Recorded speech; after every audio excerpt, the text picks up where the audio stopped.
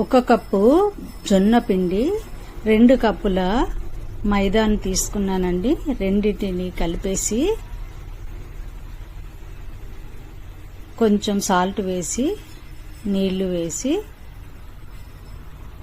పిండిని గట్టిగా కలుపుకోవాలి. ఇలా గట్టిగా కలిపానండి. Welcome back to my channel. ఇంతకీ నేనేం చేయబోతున్నానంటే ఇవాళ మైదా పూరీ చేయాలనుకున్నానండి. పిండిని కలిపాక లిడ్ పెట్టేసి గంట సేపు నానబెట్టానండి. ఇప్పుడు నేను దీన్ని చిన్న చిన్న ఉండలుగా చేసుకుంటున్నాను. ఇలా ఉండలుగా చేసుకుంటున్నాను. ఇప్పుడు నేను పూరీ చేసుకుంటున్నాను.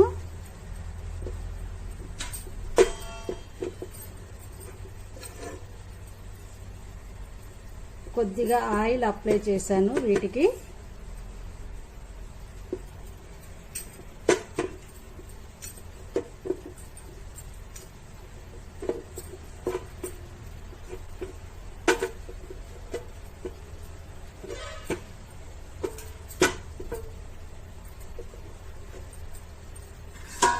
ప్లేట్లో వేస్తున్నాను.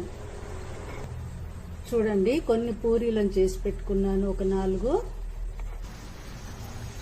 స్టవ్ అంటించి కడాయి పెట్టానండి. ఆయిల్ పోసాను, వేడెక్కింది. స్టవ్ ఫ్లేమ్ ఫుల్ గా పెట్టాలండి. పూరీ మంచిగా పొంగుతుంది, ఆయిల్ కూడా పట్టదు. పూరీని వేస్తున్నాను.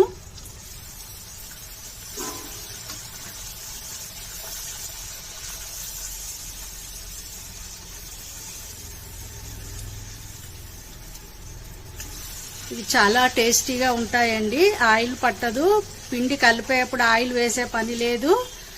తర్వాత పూరీ తాలవడానికి కష్టంగా ఉండదు, బాగా గట్టిగా సాగుతుంది కేవలం మైదాతో చేస్తే. పూరీ రెడీ అయిపోయిందండి. చూడండి ఎంత సాఫ్ట్గా ఉంటుందో. ఒకసారి ట్రై చేసి చూడండి. ఈ కర్రీ రెసిపీ కూడా నేను నా ఛానల్లో అప్లోడ్ చేశానండి. పాలు పోసి సొరకాయ కూర చేశాను. చాలా టేస్టీగా ఉంటుందండి ఈ పూరీతో. ఒకసారి ట్రై చేసి చూడండి. Thank you for watching. Please like, share and subscribe.